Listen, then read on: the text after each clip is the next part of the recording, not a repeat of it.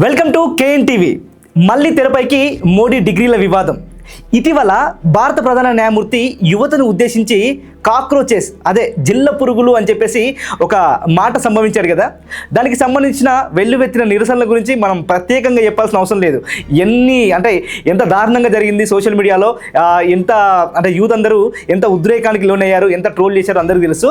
So తర్వాత మన న్యాయమూర్తి వచ్చేసి వెనక్కి తగ్గి కాక్రోచెస్ అన్నది యువతను కాదు, ఫేక్ డిగ్రీ కలిగి ఉన్న వారిని అని చెప్పేసి సర్ది చెప్పుకున్న తర్వాత ఏం జరిగిందంటే సరిగ్గా అదే పొరపాటును చాకచక్యంగా ఒడిసిపట్టుకున్నాడు. సో మన తెలుగు రాష్ట్రానికి చెందిన తెలుగు వాడైన రాజకీయ విశ్లేషకులు చింతా రాజశేఖర్ గారు. సో అలా చాకచక్యంగా ఒక పాయింట్ను పట్టుకొని ఏం చేశారు అంటే ప్రధాన న్యాయమూర్తి గారికి ఒక లేఖ రాశారు. ఎప్పుడు మొన్న లాస్ట్ మంత్ మనకి 3వ తారీఖు నాడు గౌరవ భారత ప్రధాన న్యాయమూర్తి గారికి ఒక లెటర్ రాశారనమాట. లెటర్ రాస్తూ ఆ లెటర్లో ఏం రాశారంటే ఫేక్ డిగ్రీ కలిగిన వాళ్ళ మీద మీ ఏదైతే ఆవేదన ఉందో మీ ఆవేదనను మేము గమనించాం. సో మన ప్రధానమంత్రి నరేంద్ర మోడీ గారు నరేంద్ర మోడీ గారి డిగ్రీల పైన కూడా పెను అనుమానాలు ఎప్పటి నుంచే ఉన్నాయి. మనకి గత కొన్ని సంవత్సరాలుగా అనుమానాలు జరుగుతూనే ఉన్నాయి. సో దాని నేపథ్యంలో ఈ అంశాన్ని సుమోటోగా తీసుకొని స్వీకరించి విచారణకు ఆదేశించమని చెప్పేసి ఆయన రిక్వెస్ట్ చేశారనమాట. సో ఆ లెటర్లో మంచి పాయింట్ పట్టుకున్నారు కదా. సో గతంలో ఇదే టాపిక్ గురించి చాలా పార్టీలు, దాంట్లో మెయిన్గా ఆమ్ ఆద్మీ పార్టీ వాళ్ళు ఆర్టీఐ పిటిషన్ కూడా వేశారు. సో అప్పటి ఆర్టీఐ జాతీయ కమిషనర్ శ్రీ మాడభూషి శ్రీధర్ గారు వచ్చేసి సో విచారణకు కూడా ఆదేశించి అనుమతి ఇచ్చారు. అనుమతి ఇవ్వగానే ఏం జరిగిందో తెలుసా? ఆర్టీఐ విచారణకు అనుమతి ఇచ్చిన వెంటనే సో మరి శ్రీధర్ గారికి అంటే ఆ ప్రెషర్, ఆ ఒత్తిళ్ళు అవన్నీ మనందరికీ తెలుసు. ఒత్తిళ్ళు జరిగి ఆయన వెంటనే ఆయన పదవికి రాజీనామా కూడా చేశారు. సో రాజీనామా కూడా చేయాల్సి వచ్చిందంటే ఏం జరిగిందనేది ఇంకా మీ ఊహకే వదిలేస్తున్నారు, దాని వెనక ఏం జరిగిందనేది. సో అందరికీ తెలుసు ఆ విషయం, మన తెలుగు వాళ్ళందరికీ, నాట్ ఓన్లీ తెలుగు వాళ్ళు, మిగతా వాళ్ళకు కూడా తెలిసే ఉంటుంది ఆ విషయం.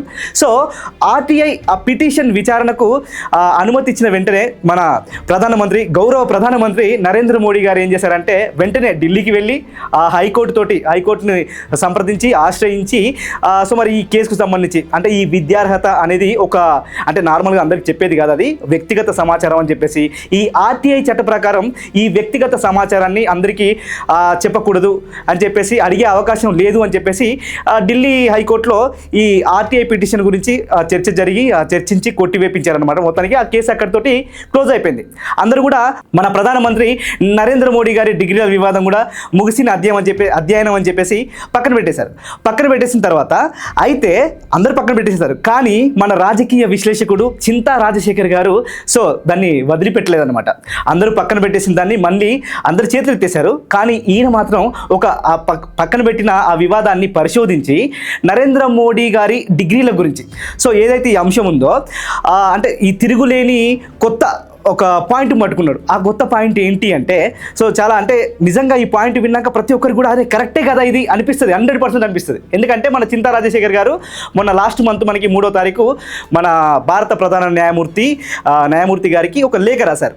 ఆ లెటర్లో సో ఢిల్లీ హైకోర్టుకు అంటే ఆ లేఖ రాసి ఢిల్లీ హైకోర్టు తీర్పును ఊటంకిస్తూ ముమ్మాటికి మీరు అన్నట్టు విద్యా అర్హత అనేది వ్యక్తిగత సమాచారమే ఒకవేళ ఓకే అయినప్పటికీ కూడా మన ప్రధానమంత్రి శ్రీ నరేంద్ర మోడీ గారు తన విద్యార్హతల్ని ఎన్నికల మనకి అఫిడవిట్ ఉంటుంది కదా, అఫిడవిట్లో ఆ 13వ పేజీలో అనుకుంటా 13వ పేజీ చివరి పేరాలో పేర్కొన్నారు. సో ఆయన ఏం చదువుకున్నాడు, డిగ్రీ ఎక్కడ చేశాడో దానికి సంబంధించిన ఇన్ఫర్మేషన్ ఉందన్నమాట.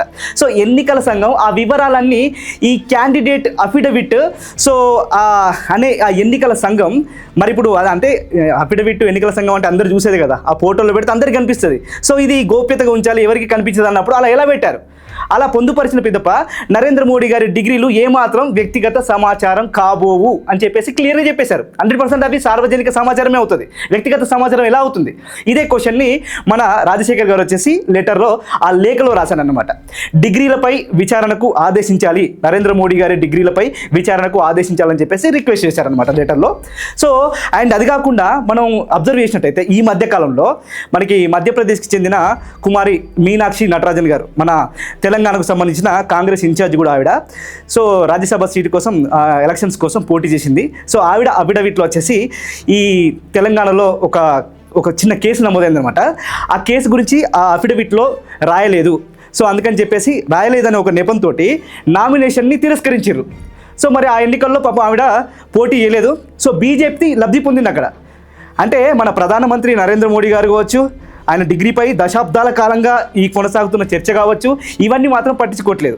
ఈ వివాదం గురించి ఎన్నికల సంఘం అసలు ఎటువంటి చర్యలు కూడా చేపట్టలేకపోవడం, అండ్ ఈ ఎన్నికల సంఘం ఏదైతే ఉందో మోడీకి అండ్ బీజేపీకి తొత్తుగా మారింది అని చెప్పేసి ప్రతి ఒక్కరికి రుజువు అవుతుంది, కనిపిస్తుంది క్లియర్గా. అవునా కదా? 100% కనిపిస్తుంది అది. ఈ విషయం గురించి దేశంలో బాధ్యత గల ప్రజలందరూ కూడా నరేంద్ర మోడీ డిగ్రీలపై విచారణ జరపాలని చెప్పేసి ఒక్కొక్కరిగా కాదు కోట్లాదిగా మన గౌరవ భారత ప్రధాన న్యాయమూర్తి గారికి లేఖలు రాయాల్సిందే అని చెప్పేసి, అండ్ రాస్తే మన ప్రధానమంత్రి నరేంద్ర మోడీ గారి ఆ డిగ్రీల వ్యవహారం ఏంటి, అసలు ఏం జరిగింది అనే అంశం నిగ్గు తేల్చవచ్చు అని చెప్పేసి, అవి నకిలీవి అని తేలిన వెంటనే తెలుసు కదా, నకిలీ అని తేలితే ఏం జరుగుతుందో. అఫ్కోర్స్ ఎవరైనా ప్రధానమంత్రికైనా కామన్ మ్యాన్కైనా సేమ్ శిక్షలు ఉంటాయి. నరేంద్ర మోడీ అండ్ అమిత్ షా రాజీనామా చేయక తప్పదు. సో తప్పని పరిస్థితులు ఏర్పడతాయని చెప్పేసి మన రాజశేఖర్ గారు లేఖలో పేర్కొన్నారు. ఇప్పటికే ఒకటి కాదు రెండు కాదు వేల కొలదిగా మన జంజీ ఎవరైతే ఉన్నారో వాళ్ళ యువత వచ్చేసి ఈ కార్యాచరణ కారణం దీంట్లో నిమగ్నమైపోయినట్లు టాక్ కూడా వినిపిస్తుంది, మనకి బయట సమాచారం కూడా అందుతుందన్నమాట. ఈ ఉదంతాన్నంతా మన రాజకీయ విశ్లేషకులు శ్రీ చింతా రాజశేఖర్ గారు ఒక హిందీ ఛానల్ లోక్హిత్ ఇండియా అని చెప్పేసి ఒక హిందీ ఛానల్లో ఇంటర్వ్యూ కూడా ఇచ్చారనమాట. సో దాంట్లో ఫుల్ డీటెయిల్గా ఉంది. మీకు ఇంకా ఇన్ఫర్మేషన్ కావాలంటే దానికి సంబంధించిన లింక్ కూడా మన ఈ వీడియో కింద సో మనం దాన్ని పేస్ట్ చేస్తున్నాం. ఆ లింక్ని మీరు వెళ్ళి ఒకసారి ఆ లింక్ క్లిక్ చేసి ఆ ఇంటర్వ్యూ కూడా చూడొచ్చు అనమాట, మీకు ఇంకా ఏమైనా డౌట్స్ ఉంటే. అండ్ నరేంద్ర మోడీ గారి ఈ డిగ్రీ వ్యవహారం అనేది నిగ్గు తేల్చాలంటే సో మన భారతీయులందరూ కోట్లాది మంది గౌరవ భారత ప్రధాన న్యాయమూర్తి గారికి లేఖలు రాయవలసి ఉంటుంది. సో మరి ఈ లేఖల అంటే ఎక్కడికి పంపించాలి ఏంటి అనే ఇన్ఫర్మేషన్ తెలియదు కదా. ఈ లేఖల నమూనాను వచ్చేసి diksoochi@gmail.com ఈ మెయిల్కి పంపించవచ్చు. లేఖలో ఉన్న ఇంకా అడ్రస్ కూడా ఉంటుంది, ఆ అడ్రస్ కూడా మనం స్పీడ్ పోస్ట్ కూడా పంపించవచ్చు అన్నమాట. సో ఎవరైతే మన నరేంద్ర మోడీ గారి డిగ్రీల గురించి తెలుసుకోవాలనుకుంటున్నారో వాళ్ళందరూ కూడా లేఖలు రాయండి ప్రధాన న్యాయమూర్తి గారికి. అసలు ఏం జరిగింది, నిజంగా డిగ్రీలు ఉన్నాయా లేకపోతే ఫేక్ డిగ్రీలా, ఈ ఇన్ఫర్మేషన్ని మనం తెలుసుకోవాలంటే 100% అందరూ కూడా లేఖలు రాయాల్సిందే ప్రధాన న్యాయమూర్తి గారికి. ఇదే కాదు, ఇంకా మనం చాలా కాలంగా వింటున్నాం, గత ఒక 3-4 సంవత్సరాల నుంచి వింటున్నాం అనుకుంటా, ఈవీఎం ట్యాంపరింగ్ లబ్బా. ఈ టాపిక్లో అయితే మన ఈ రాజకీయ విశ్లేషకులు గారు మన చింతా రాజశేఖర్ గారు వచ్చేసి పాపం ఎప్పటి నుంచో ఈ ఎన్నికల సంఘం గురించి ఒంటరి పోరాటం చేస్తున్నారు. మన గౌరవ భారత ప్రధాన న్యాయమూర్తి అండ్ న్యాయస్థానం వచ్చేసి మనకి 2024లో ఏప్రిల్లో అనుకుంటా ఒక అంటే ఈవీఎంల గురించి ఈ మనకి జరిగిన అవకతవకలు పట్టుకునేందుకు కొన్ని మార్గదర్శకాలు కూడా రూపొందించినామని చెప్పేసి అవి వాళ్ళు ఆదేశిస్తే అఫ్కోర్స్ మరి ఆదేశాలను ఎన్నికల సంఘం ఏం చేయాలి, పాటించాలి. కానీ ఎన్నికల సంఘం ఏం చేసింది, నెక్స్ట్ 2 months తర్వాత అంటే మేబీ జూన్లో అనుకుంటా వాళ్ళు జారీ చేసిన స్టాండర్డ్స్ ఆపరేషన్స్ ఉంటాయి కదా, సో వాటి ప్రొసీజర్లో ఈవీఎం ఈ అవకతవకలు ఏవైతే జరిగినాయో వాటిని వెలికి తీసేందుకు బదులుగా వాళ్ళు ఏం చేసిరంటే ఈవీఎంలో జరిగే ఆ అవకతవకలకు పాల్పడిన అంటే మనం ఎలాంటి అవకతవకలు చేసినా కూడా దొరకకుండా ఉండేందుకు తప్పించుకునేందుకు ఒక రూపొందించారనమాట. కొన్ని రూపొందించి ఆ నివేదికను తయారు చేసి ఈ మనకి హర్యానా అండ్ మహారాష్ట్ర కాంగ్రెస్ వాళ్ళకి ఇది ఆ అభ్యర్థులకి ఇది తెలిసిందనమాట, వాళ్ళకి అందజేశారంట. సో ఇలా దొరకకుండా ఉండడం కోసం ఆ నివేదిక ఆధారంగా వాళ్ళు ఏం చేశారు, వెంటనే ఎన్నికల సంఘంకి మళ్ళీ మనకి 2024లో జూన్ 1న వాళ్ళు రూపొందించిన ఆ స్టాండర్డ్ ఆపరేషన్కి సంబంధించి ఆ ప్రొసీజర్కి సంబంధించి దాన్ని సవాల్ చేస్తూ మళ్ళీ సుప్రీంకోర్టులో వాళ్ళు ఎన్నికల సంఘం మీద కంప్లైంట్ ఇచ్చారనమాట. సో సుప్రీంకోర్టులో వాళ్ళు అప్పుడు ఏం చేశారంటే ఎన్నికల సంఘం వాళ్ళు సుప్రీంకోర్టులో మేము తప్పు చేసినామని చెప్పేసి ఒప్పుకొని మేము చేసిన ఏదైతే ఉన్నాయో మిస్టేక్స్ ఆ సవరించిన ఆ స్టాండర్డ్ ఆపరేషన్స్ ఏవైతే ఉన్నాయో ఆ ప్రొసీజర్ మళ్ళీ జారీ చేస్తామని చెప్పేసి మళ్ళీ 2025 జూన్ 17న ఆ సవరించిన స్టాండర్డ్స్ ఆపరేషన్ ప్రొసీజరు జారీ చేశారనమాట. అంటే ఇప్పుడు ఇక్కడ మీకు ఒక పాయింట్ అర్థం కాలే, సవరించిన స్టాండర్డ్ ఆపరేషన్స్ ప్రొసీజర్ని జారీ చేయడం అంటే వాళ్ళు చేసింది తప్పు అని చెప్పేసి 100% ఒప్పుకున్నట్టే కదా. సో వాళ్ళు ఏదైతే 2024 జూన్ 1న వాళ్ళ ఆదేశాలు తప్పు అని చెప్పేసి వాళ్ళు ఒప్పుకున్నట్టే కదా.